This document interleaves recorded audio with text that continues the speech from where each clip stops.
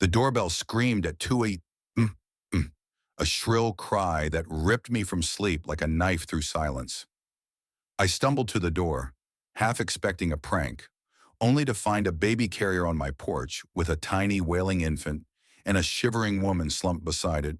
A note, scrawled in my brother Jake's arrogant handwriting, read, "You're good with messes? Liz, handle this." I froze, my breath catching as the cold November air bit my skin. The woman, pale as a ghost, coughed weakly, her eyes hollow with fever. The baby's cries grew sharper, slicing through the night. My brother, the golden child who'd always dodged responsibility like it was a disease, had just dumped his newborn daughter and sick girlfriend, Mia, on my doorstep, and he thought he deserved a medal for it. I dragged Mia inside, her frail body trembling under a thin jacket. The baby, Lily, was swaddled in a cheap blanket, her tiny fists flailing. I wasn't a mother, wasn't even good with kids, but the sight of them abandoned, vulnerable, lit a fire in my chest. Jake had always been like this, charming, selfish, and utterly convinced the world owed him applause for his half-hearted efforts. Growing up, he'd leave his chores for me, his messes for mom, his failures for dad to fix. Now, at 28, he'd graduated to abandoning his own child. Mia's story came in fragments as I warmed her with blankets and tea. She'd been with Jake for 2 years, believing his promises of a future together. When she got pregnant, his charm faded. When she got sick, a lung infection that drained her strength, he called her a burden. "He said you'd take care of us," Mia whispered, her voice cracking. "He said he's done his part by providing us." Providing, the word burned. Jake, who'd never held a job longer than 6 months, thought dropping his family at my door was an act of heroism. I pictured him strutting away, probably posting some vague, self-congratulatory nonsense on social media about making tough choices. My phone buzzed, speak of the devil. A text from Jake. "You got this. Sis, I'm counting on you. Big bro's got to focus on his career now." Career. I almost laughed. Last I checked, his career was a string of failed, get-rich-quick schemes and bar gigs. But rage wouldn't help Mia or Lily.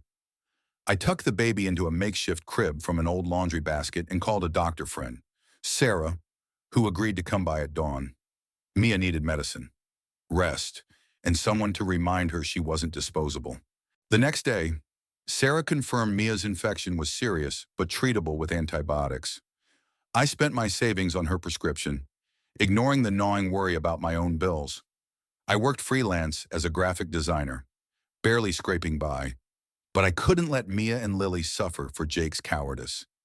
As Mia slept, I held Lily, her tiny warmth against my chest stirring something unfamiliar, a fierce, protective ache. Days blurred into weeks. Mia slowly regained strength, her cough fading, her eyes less haunted. Lily's cries softened into coos, and I learned to change diapers and warm bottles, fumbling through YouTube tutorials. My small apartment, once a quiet haven, became a chaotic symphony of baby giggles and late-night feedings. But Jake's silent, no calls, no visits, just a single text. "You're killing it. Liz. Knew you would." His words twisted like a knife. He wasn't just dodging responsibility, he was rewriting the story, painting himself as the selfless hero who delegated his duties to me. I wanted to scream, to drag him back and force him to face the mess he'd made. But Mia's quiet gratitude and Lily's trusting eyes kept me grounded. They needed me. Jake didn't deserve my energy. One evening, as I rocked Lily to sleep, Mia spoke up. "I thought he loved us," she said, her voice barely above a whisper. "He said he'd be there, but he never was." Her words mirrored my own scars. Jake's promises had always been empty. Even when we were kids, he'd swear to show up for my art shows, only to bail for a party. He'd borrow money, promising to pay it back, then vanish. I'd spent years excusing him, hoping he'd change. But this was unforgivable. I reached for Mia's hand. "You're not alone," I said. You and Lily have me now.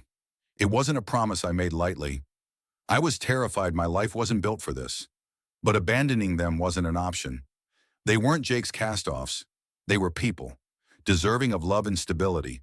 Word got around. Neighbors dropped off baby clothes, friends brought meals, and Sarah checked in weekly. The community rallied, their kindness a stark contrast to Jake's selfishness. But the weight of it all bills. Exhaustion. The constant fear I wasn't enough pressed harder each day. I started a crowdfunding page for Mia's medical costs, swallowing my pride. To my shock, donations poured in, along with messages of support. "You're a hero," one read.